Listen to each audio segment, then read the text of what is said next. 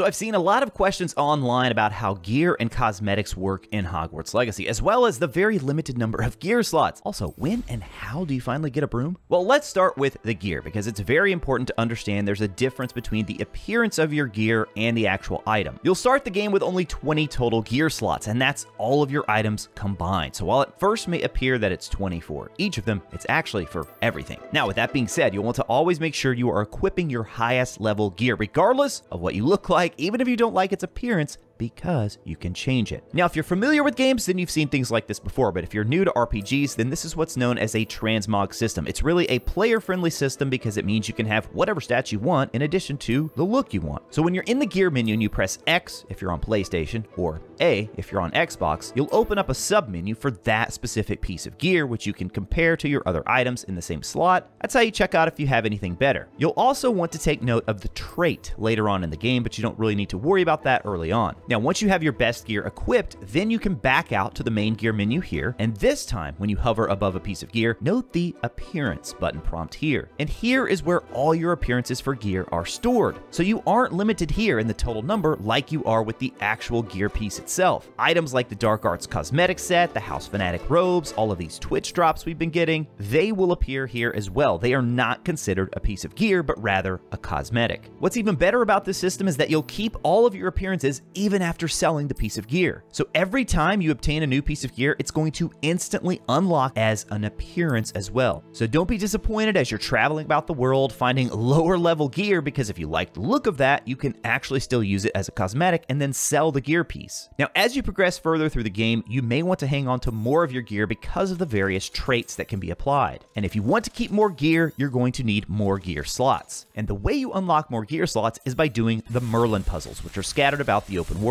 These show up on your map and require you to solve a brief puzzle to complete. But to even access these Merlin puzzles, you're going to need Mallowsweet. When you first approach the spiral pattern, you'll be prompted to use the Mallowsweet, and if you're out, you won't be able to start the puzzle. Now, you can purchase Mallowsweet directly from the Magic Neep, which is located in Hogsmeade. However, once you've unlocked the Room of Requirement, you'll want to go back to the Magic Neep and purchase the seeds as well, because then you can start growing your own and basically generate an endless supply of Mallowsweet. Of course, you're eventually going to need that pot for other things, but a little sneak peek at the later game, you're going to be able to expand that as well and grow more at the same time. And there are 95 total Merlin puzzles in the game, so you will want to make sure you have plenty of Mallowsweet if you're wanting to do all of those. Even though I had been doing many of these Merlin puzzles early on, I noticed I wasn't really unlocking anything or adding to my gear slots. And so for this reason, it's very important, guys, very important that you frequently check your challenges page from the main menu, as this is where you will unlock additional perks and items for completing challenges throughout the world. The game will prompt you when you have a new one at the bottom, but it's very easy to just ignore that, especially if you're really focused on a battle or exploring the world, which is absolutely gorgeous, by the way. It's so easy to get lost in this world, but it's very important that you remember, even after you complete the challenge, you have to go into this menu and then specifically unlock the reward for it to activate. As you're traveling through the world and completing these challenges, you'll notice a number of them are going to be combat related, and Avalanche has created a really engaging spell system here that's easy to understand but difficult to master.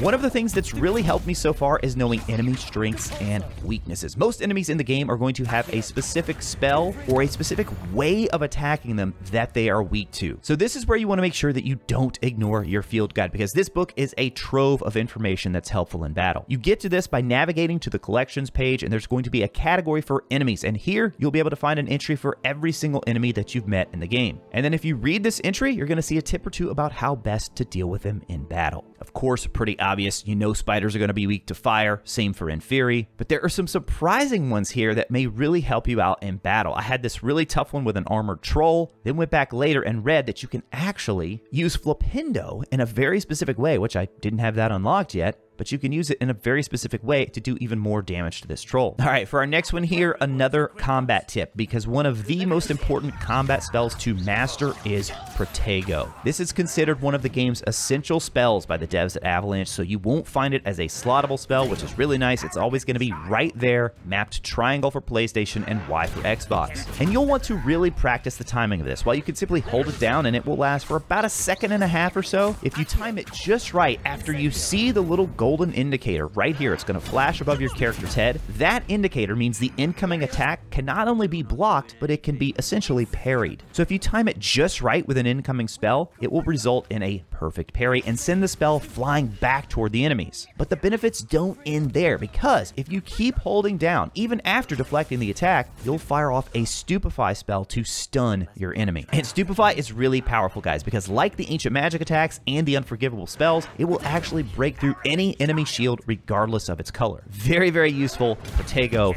you gotta learn it, gotta master it. Now, if you're having trouble maybe controlling the camera with combat, there are a couple of interesting settings here that you definitely should take a look at. I've noticed Hogwarts Legacy has some rather interesting control settings by default, so there are two that I want to show you here, two things you need to check out and see what works best for you. We'll start with the sensitivity options, because camera acceleration is actually turned on by default. Now, a lot of controller players are going to be used to third-person games with no camera acceleration, so definitely experiment with turning that down. I went down to 0.5 at first, that felt better, then I just took it all the way down to 0, turned up my camera sensitivity a little bit, and that is what I have found works perfectly for me. So then you get none of that acceleration, that ramping up. Also, make sure you get used to R3 for locking onto targets, and then you can flick the right stick left and right to switch between them. Go ahead and test out whether or not you prefer having the camera relative targeting option on or off as well. This is enabled by default, and from reading some impressions online, it seems like people are really having a strong preference for one or the other. So definitely test that one out too and see what works best for you. And I think taking all of those into account together, it's really going to help you navigating the world, especially in combat. Now, when it comes to the HUD overall, I personally prefer a very minimal HUD, which is why I've completely turned off the minimap. You notice in all my videos, there's no minimap because I turned it off. And while I may sacrifice a bit with utility by having the minimap turned off, I really think it helps with the overall immersion for the game because, dude, trust me, you want to be immersed in this world, this beautiful world that Avalanche has created. So how I've been navigating the world is that I'm using the quest marker. And so then you just press up on the D-pad, and if you have a quest marked, it's going to display a golden trail that you can follow to the destination. This is really useful for navigating without the minimap, whether you're in the castle or traveling across the world. Actually, even tried turning off the spells. It was just too difficult as I started unlocking more than 4 spells. When you just have 4, it's not too bad, but when you have more than that, really difficult to manage. Health, you can actually get by. I'm trying that one right now with just turning it off because there are other cues on screen to let you know both when your health is low and also when you have an ancient magic attack available. What I'd really love to see them add here is a dynamic HUD option that's going to auto hide anytime you aren't in battle or actively using a spell. I think that'd be really, really nice here to just help people get even more immersed in this gorgeous world they've created. And speaking of that world, it is just so beautiful, you guys. I've heard from numerous players saying they want to travel everywhere, either on foot or by broom. Forget the fast travel, and I totally get it. But if you're short on time, or maybe you're just looking to knock out some quests, get those trophies quickly, the game does have a very user-friendly travel system. The Floo Flames are going to be scattered all about the world, both within Hogwarts and all across the Scottish Highlands. You can even see these locations on your map and your mini-map if you have it turned on before unlocking them. To actually unlock them, all you have to do is walk up and you'll see the green flames light. The icon will also change on your map from gray to green, letting you know that this is now an active Floo Flame. And then maybe a little bit surprisingly, you actually don't need to be at a Floo Flame to initiate the fast travel mechanic. That's right, you can be anywhere. All you have to do is open up your map, find the flame location you'd like to travel to, and then press the correct button, which is going to be square on PlayStation, X for Xbox. And at first, it may not seem like you can travel from outside Hogwarts